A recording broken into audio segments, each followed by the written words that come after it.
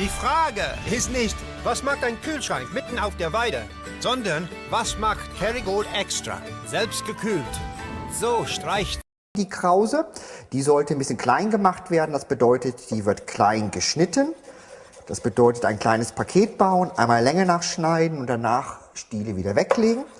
Einmal noch ein bisschen durchgehen, dass die wirklich schön klein gemacht wird. Alternativ, was auch gehen würde, sind getrocknete Kräuter.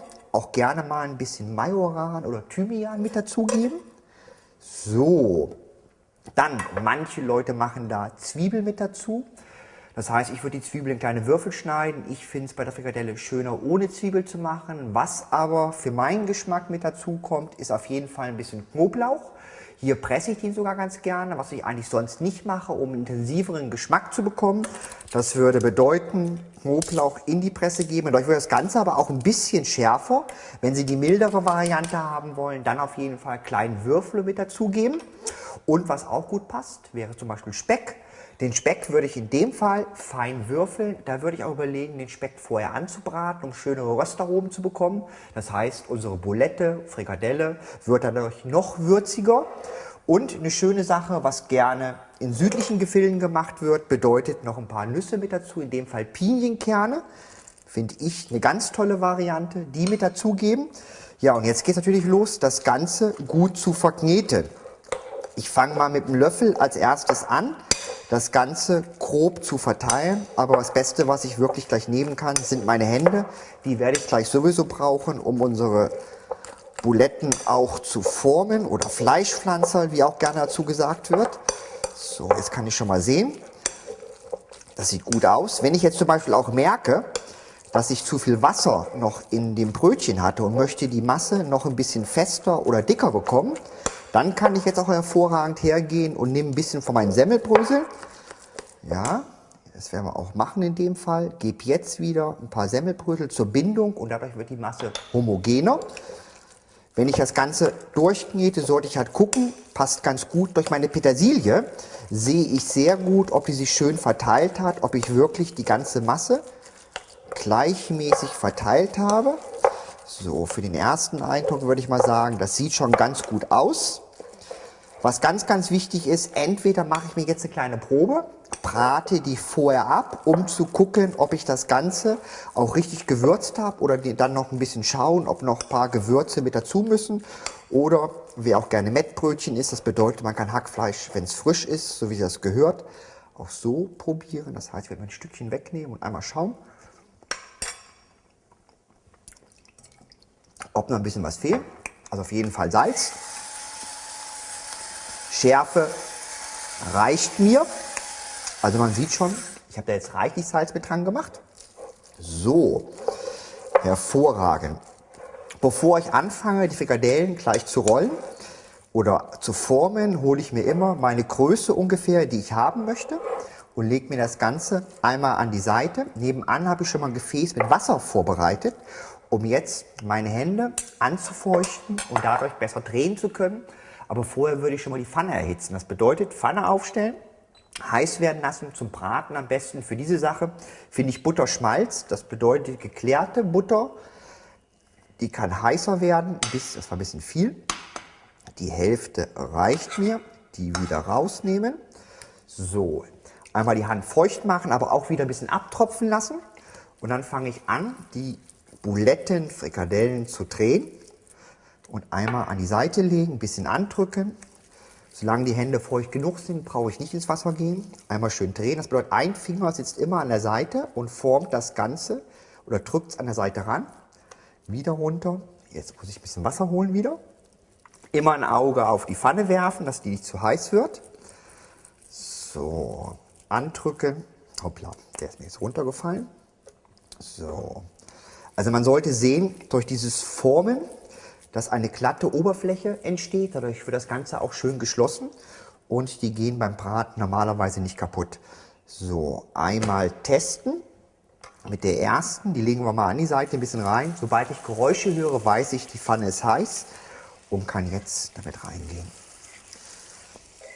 Am Anfang gehe ich meistens her, habe eine höhere Temperatur, dass die auch schön kross wird und Farbe bekommt. Bei der Größe würde ich ungefähr sagen, gute 3 Minuten mindestens von jeder Seite braten. Das heißt auch gar nichts nebenbei machen, stehen lassen, nachher auf ungefähr 2/3 der Temperatur runterschalten. An der Seite kann ich nachher schön sehen, wie das Fleisch nach oben gart. Sobald ich sehen kann, dass sich an der Seite ungefähr bis zur Hälfte verfärbt hat, dann gehen wir her und drehen das Ganze um. Das heißt, wir warten jetzt mal 3 Minuten und treffen uns gleich wieder. So, einmal jetzt noch ein Drucktest, das heißt, es darf nicht mehr zurückfedern, muss fest sein, ähnlich wie beim Stück Fleisch. Wenn es durchgebraten ist, bedeutet jetzt ausmachen. Jetzt habe ich Ihnen einmal meine perfekte Frikadelle vorgestellt und verschiedene Möglichkeiten zuzubereiten. Ich denke,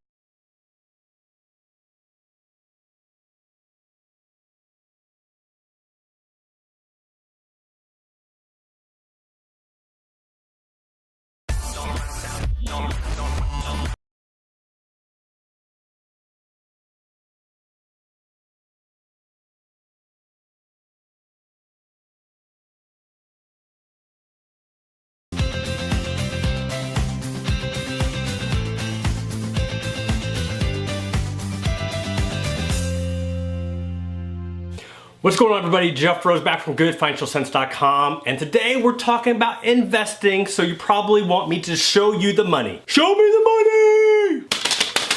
Money! All right, for those who don't know this about me, I've been a financial planner for over 15 years. I was a finance major in college, so investing has kind of been my thing, especially financial planning, investing for the future. So what are the best investments that you can make for yourself? Now, I mentioned at the beginning of this video, there are 4 that I want to highlight today. So without further ado, let's get started. The first investment that you can make, the best one for you, is the stock market. Oh, shocker. And I know what you're thinking, that's your best investment, Jeff? Like, I'm watching this video, you're gonna tell me to invest in the stock market? Doesn't everybody say that? Yes, that's true. Everybody says to invest in the stock market. I know that it's the most basic investment advice that you can get. But the sad thing is that people don't invest in the stock market. They still don't. I don't get it. Now, a lot of people might say, Jeff, look at the stock market right now. You know, we are at market highs. Is it really the best time to get in? And I get it. I would be terrified too if I was investing into something that was at the top. Because they always say you want to buy low and sell high. So is it really smart to invest right now? So let me say this, if I had $1 million to invest, is this $1 million? Am I close? Am I close to being $1 million? It's gonna grow, it's gonna grow. I would not put it all into the stock market right now. And even if the stock market was at an all-time low, I still wouldn't put all my money into the stock market all at one time. A strategy that I would implement would be called dollar cost averaging. So what exactly is dollar cost averaging? All it is a simple concept that says instead of putting all of our money in at one time, we're going to trickle our money in over the course of a time that we're comfortable with. So that could be 6 months, it could be 12 months, it could be 18 months, it could be 5 years, depending on how much money you really have. So for example, if you had $1 million, if you want to give me $1 million, I'll take it. So if you had $1 million and you wanted to dollar cost average that in, you might only put $100,000 in the first month. The remaining $900,000 would stay in cash or savings somewhere safe at your bank. And then the second month, you might put another $100,000. The third month, another $100,000. Now, $1 million, that's kind of a hard number to relate to. On a smaller scale, let's say you only have $1,000 to invest. Well, maybe you only put in $50 or $100 that first month, and you trickle the rest over the next year or 2 years or so. Dollar cost averaging is also very common if you have like a 401k or an IRA to where you're only putting in your monthly amount each month. So that's dollar cost averaging. So as long as I'm implementing a dollar cost averaging strategy, then I would be more than comfortable to invest in the stock market. So that's why I'm saying right now, it's still a good time to invest. So now we know that we want to invest in the stock market. How are we going to do it? Like, what are the best tools or vehicles that we can use? Well, there are so many different options. Typically, I will tell people to start with mutual funds or ETFs to get started. Now with mutual funds, there are actively managed funds and then there are index funds. Now, everything that you read on the internet says to invest into index funds. And I know why they say that, because there isn't a lot of great research, there are not a lot of great tools that will help you find really good actively managed funds. And there are a lot of stats that support that 90% of index funds beat the active managed funds. But my argument to that is always, well, what about the other 10%? The other 10% of actively managed funds that are crushing index funds. So as a financial advisor, we have access to tools that we pay for to use for our clients that we can weed out all the crappy actively managed funds and find the good ones.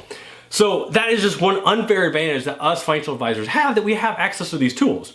So to invest into index funds, I get it. It's easy. You don't have to think about it. You can buy any index fund, and for the most part, you're going to be okay.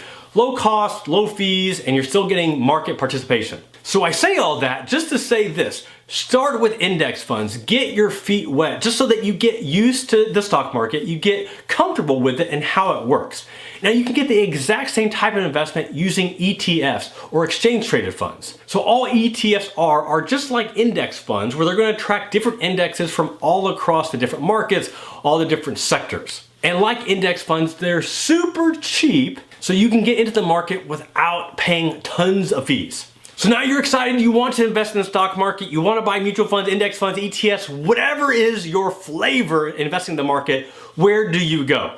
Now there are so many different options, so don't freak out. I'm freaking out, Jeff, I'm freaking out. The one place that I always recommend for those that want to invest, but when they start thinking of where to put their money, they just start getting a headache and just panicking, is Betterment.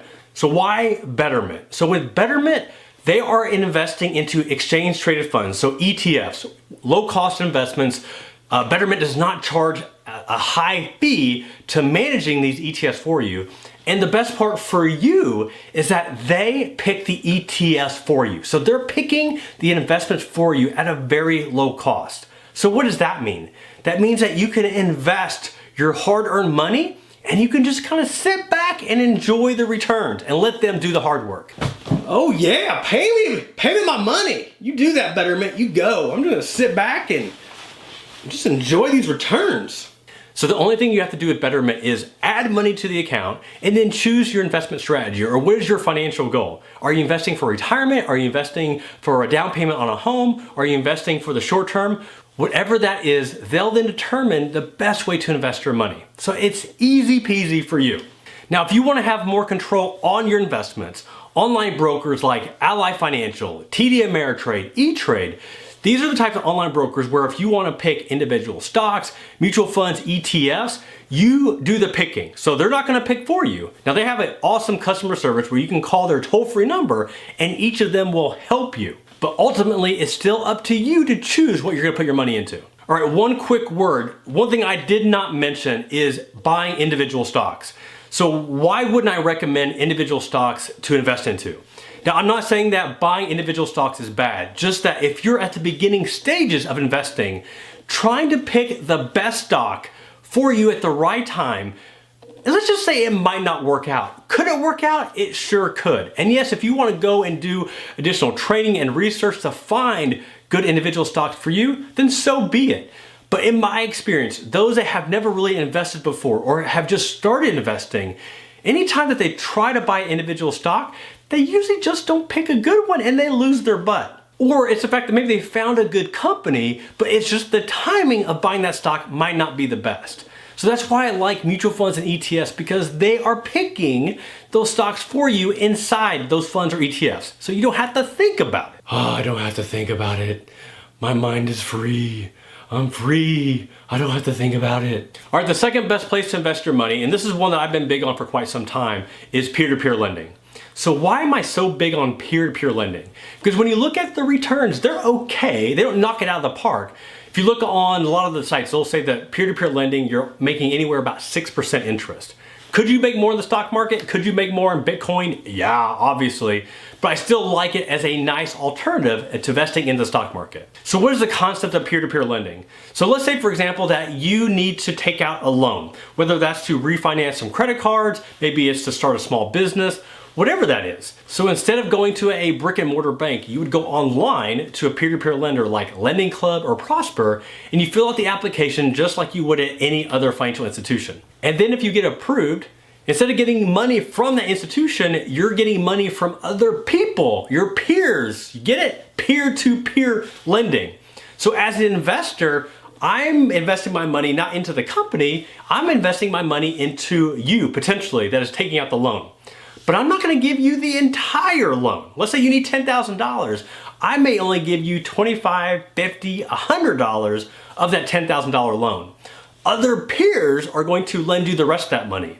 And that is peer-to-peer lending. That's how it works. Oh, mind blown. So I'll tell you what, I'm not really big on loaning other people money, but if I'm loaning individuals that just a small amount, like micro loans, I'm much better at ease with that. So the other reason I like it, and I mentioned this earlier, it's the stock market. It's at an all-time high.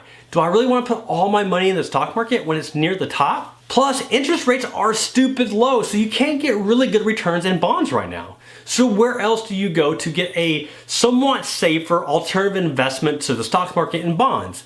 Peer-to-peer lending. Now there are a lot of options when it comes to peer-to-peer lenders that you can invest your money into. The ones that I stick to right now are Lending Club and Prosper. Now Lending Club is definitely the giant of all of them. And that's where most of my peer-to-peer lending money is. So you can get started with Lending Club. I think they're $1,000 to get started. So it does take a little bit of money to open your first account, but that's it. And once you get your money in there, they help you make it really easy to find out how you're going to invest, all the different loans that you can buy. All right, the third best way that you can invest your money is into real estate. Now, I wish I could sit here and tell you that I'm a real estate guru and that I have crushed it buying houses, flipping houses, and buying houses on wholesale, but no, I haven't. I actually tried real estate about 7 years ago and almost lost my butt. Yep, wrote a blog post on it. Read it, check it out. But just because it didn't work for me doesn't mean it can't work for you. And I know so many people that are crushing it at real estate, whether that is buying houses on wholesale or flipping houses or buying houses to rent. There are so many different options into investing into physical properties with real estate.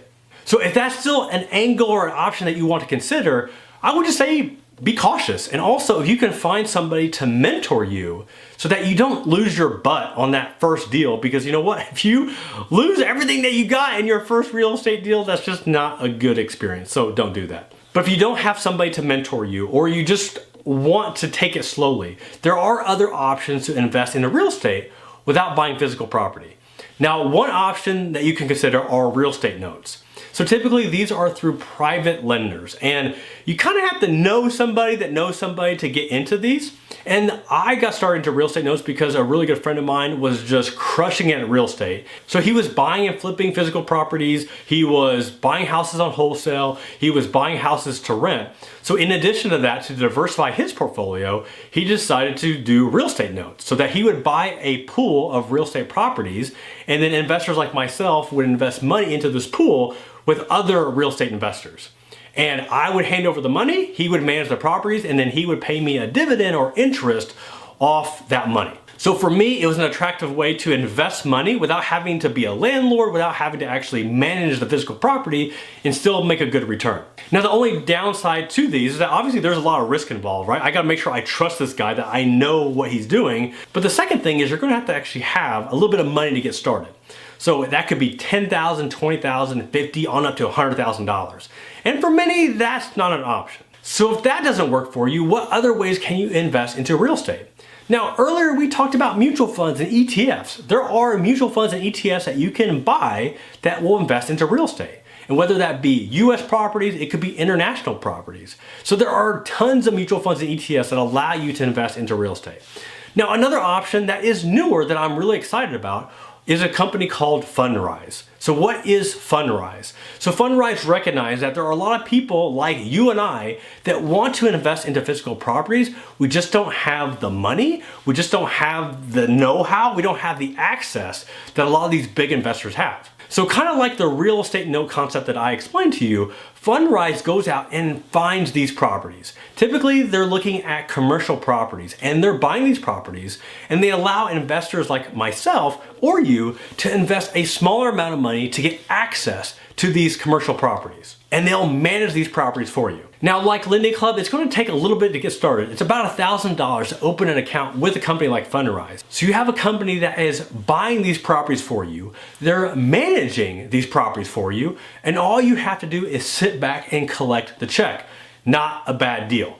And that check is pretty good because if you check out Fundrise's website, they say that their investors over the last 5 years have averaged between 8.76% on up to 12.42%. Not too shabby. Now there are some risks when it comes to investing with a company like Fundrise. The first one is that it's a new company. Yeah, they've been around for maybe 5 years, but still doesn't mean that they'll be here tomorrow. So take that into consideration. The other thing is that you are putting a lot of trust into them, into picking those properties for you. Now the cool thing is that on their website, they are fully transparent in the properties that they own. So you can see them on Google Maps and see everything about them. But just because you can see them doesn't mean that you know or I know that if it's a good property. So you're putting a lot of trust into their know-how, their knowledge, their experience, and making sure that they're buying the right property for you. Either way, it's just a cool thing because technology has allowed investors to get access to commercial properties that typically we wouldn't have to.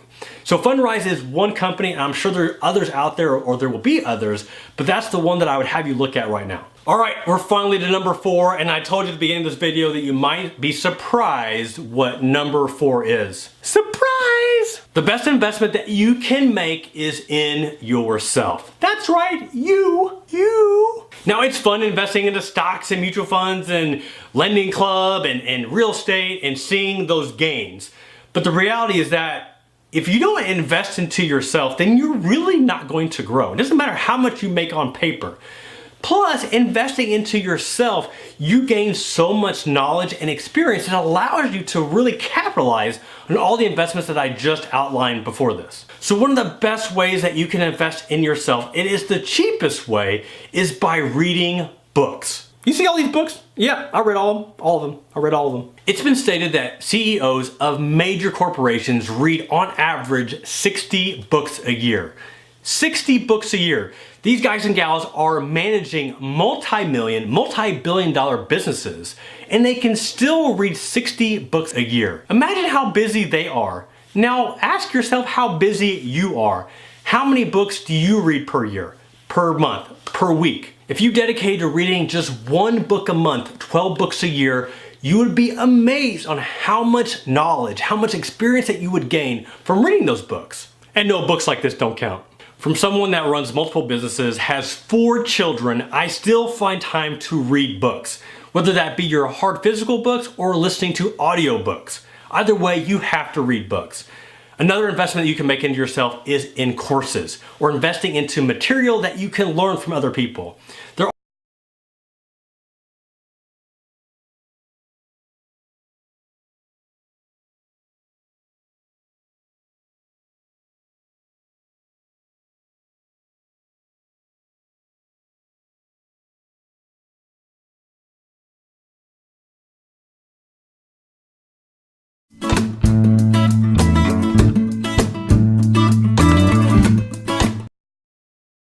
Während wir schlafen, wacht jemand über unsere Zähne. Neu Odol Med 3 Night Repair. Die innovative Formel setzt Millionen von Mineralien frei, die in den von Zucker geschädigten Zahnschmelz aufgenommen.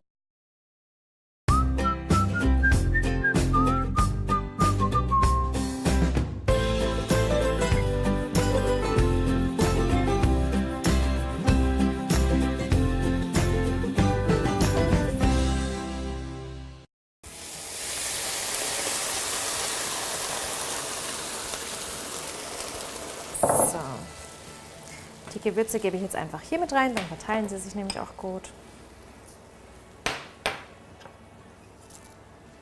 Jetzt lasse ich es nur einmal kurz aufkochen, damit sich das Tomatenmark auch gut lösen kann.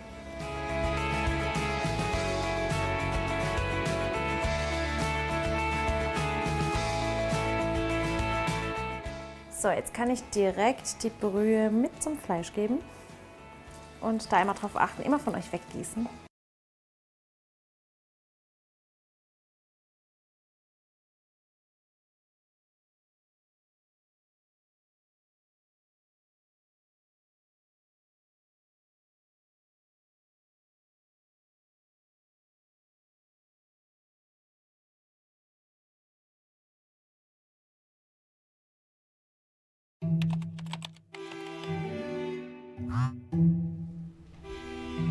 Wie soll ich?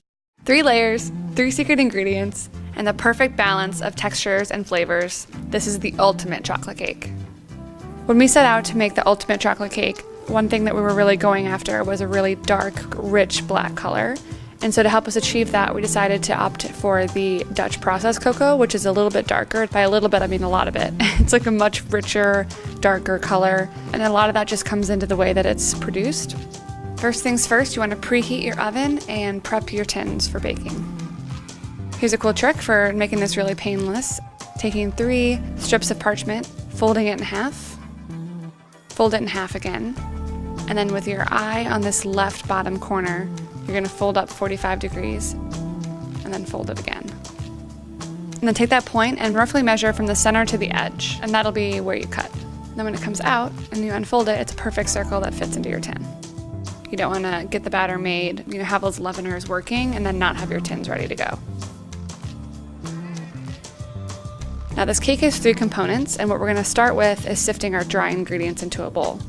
Sifting is important because it aerates the dry ingredients as well as ensures that there's no big clumps or any other weird things that would be sitting in like your flour. I don't know, like sometimes there's little bits of stuff, so this just ensures that none of that gets into your final cake.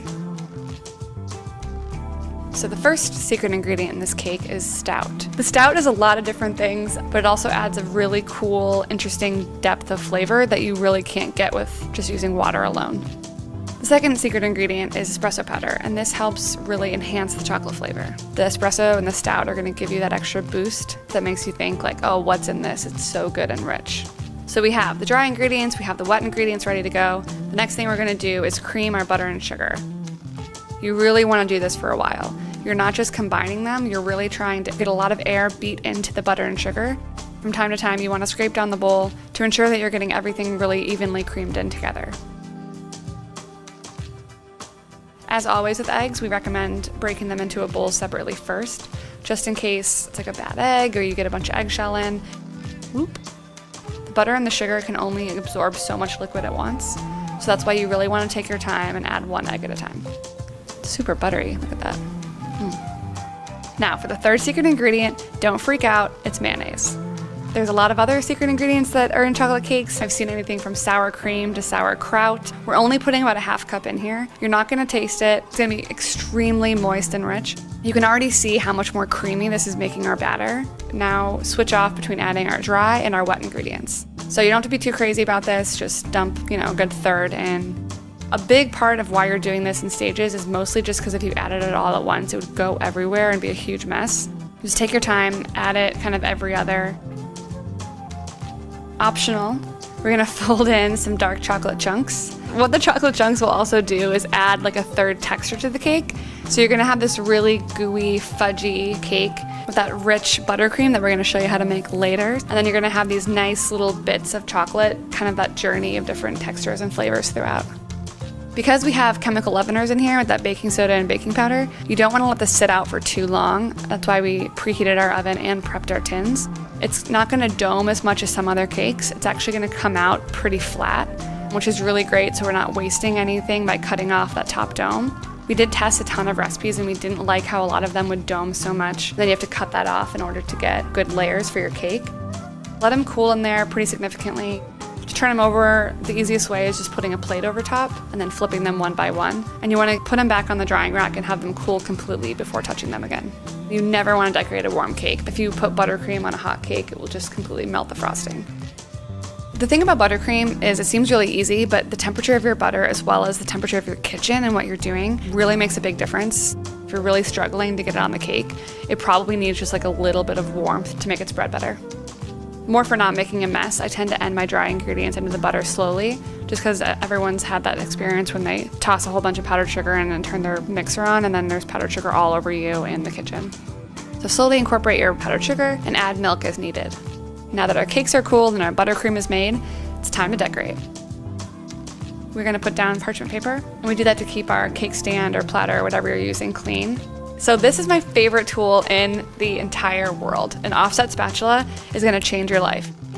So as you can see, it's nice and flat. I don't need to do anything weird to it. I'm not cutting off any top of it. I'm not gonna have any waste. And look at how great this color is. I mean, it's so dark, it's gonna be like, ugh, the best color. I'm gonna put a whole bunch of icing right on top. In between the layers, you wanna use more frosting than you think. This doesn't have to look pretty, it doesn't have to be perfect. If you put a whole bunch in the middle and kind of push down, it'll help get the icing all the way out to the sides. A nice thin layer all over the top. And then what I like to do, I don't know if this is like a pro tip, but I like to kind of dab with the back of the spatula, distribute frosting all over. Then you can start smoothing it. I would say when in doubt, just add more frosting than you think. It's much easier to take frosting off than it is to try and work with a little bit of frosting and try and spread it out evenly. If you can't get a really even layer, what you could do is kind of go for that rustic look and take the tip of your spatula and do little S's back and forth and just kind of like dot it all around. We're not gonna do that, but that's like a little tip for you if you're going crazy. My struggle with decorating cakes is I never know when to stop, and sometimes like, you'll just keep going and going and going, and it was fine like 5 minutes ago. Just stop, don't keep going. You could go on forever. It looks great. Put the spatula down. You can put anything on here. You can put shaved chocolate, you can put, sprinkles, you can put shaved coconut, a whole bunch of stuff. I love the look of just fresh fruit on everything. To get that perfect slice, you want to run your knife under hot water or put it in like a pitcher of hot water. Every time you make a cut, clean it off. If you have icing and crumb all over your knife and then you go and cut down, you're going to carry that all into the next slice. It's really well balanced between the cake and the frosting, not overly sweet. You learn a lot of fundamentals with this recipe that you can take with you in a lot of other cake recipes that you do.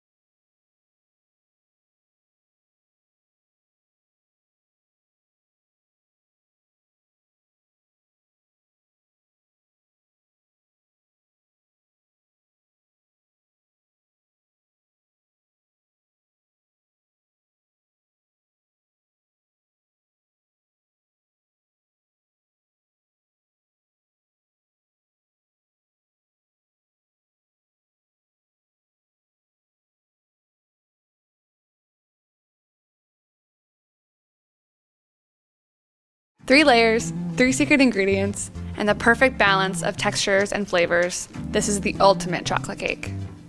When we set out to make the 3 layers,